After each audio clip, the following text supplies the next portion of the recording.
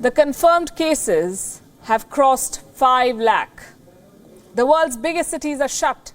Stock markets are in free fall. The Wuhan virus has triggered an unprecedented crisis in human history. The sheer scale of it is unnerving. One virus has disrupted the whole world. And this leads us to a question. Is the Wuhan virus the world's biggest intelligence failure? Did no one see it coming? Were these countries too complacent? By the time the world swung into action, the virus had already crossed most borders.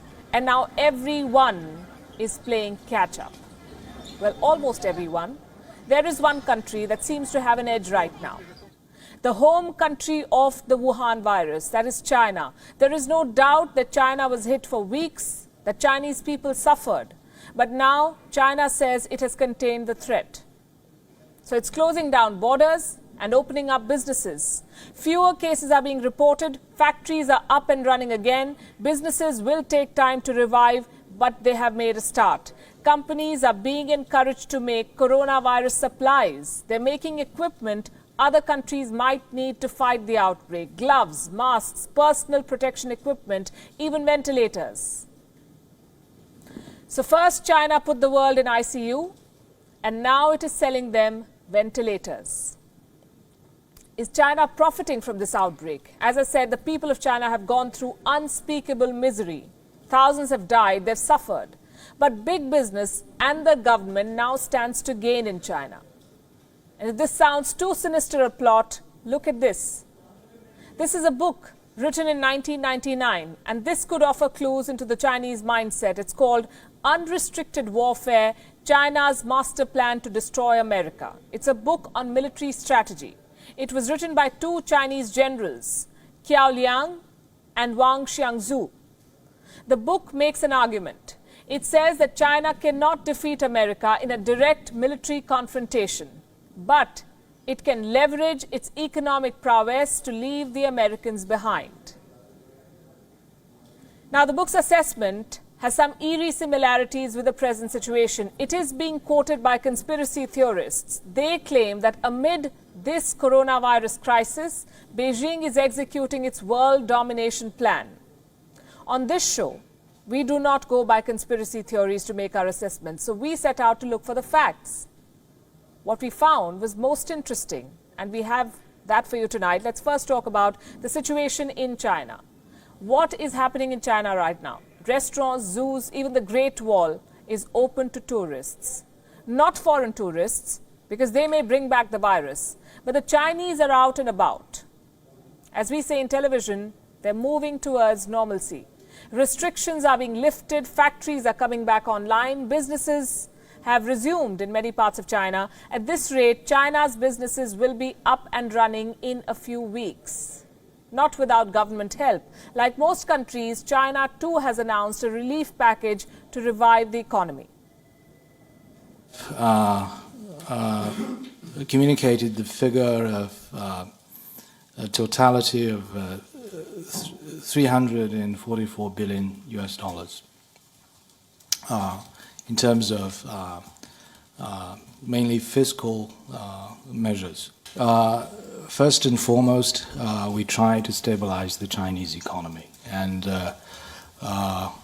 with the measures we have started to take, with the return of the work of the workers and the resumption of productive activities by the factories across the country, I think the Chinese economy is coming back to life. Coming back to life. They have a plan to revive the economy. What does this tell you? While major countries are struggling, China is already making a head start. China also has an interesting pattern. Look at this map.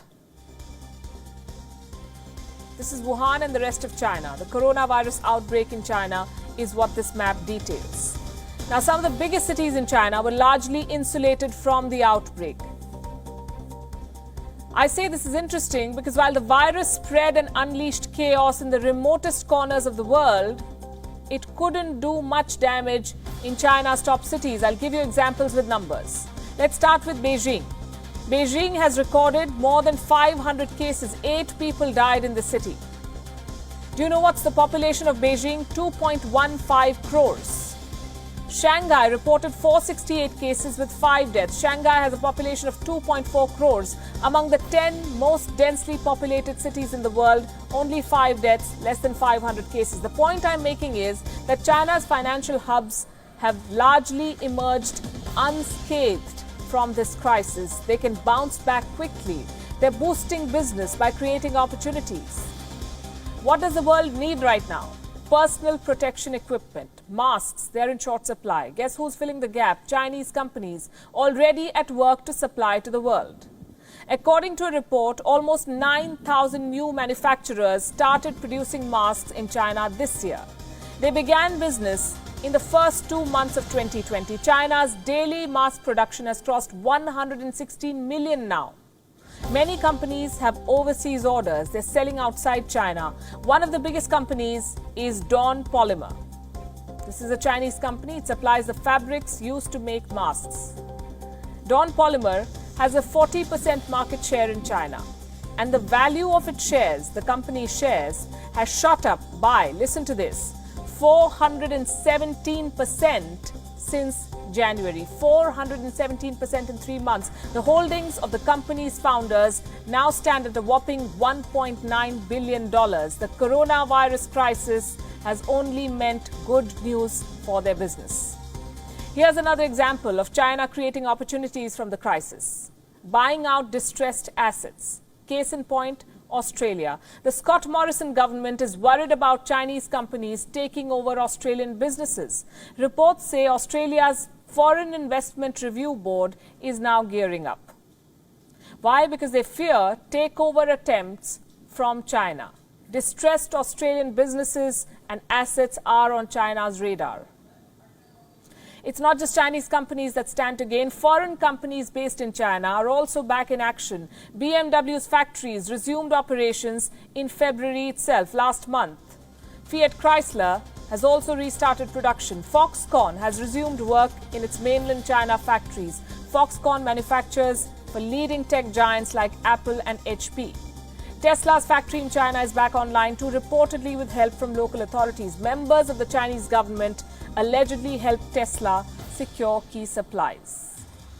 The Chinese government is going the extra mile to make sure businesses resume operations. In Shanghai, most foreign businesses are back in action. All foreign-funded enterprises have resumed operation, with an 80% employee return rate and a 70% business resumption rate. The overall situation is steadily improving. So while it sounds crass to say that a company or a country profits from a pandemic, these are the bitter facts. China exported a virus to the world. Now the world is sick and China is selling them the Baam. And while the world tries to heal, China is already up and running.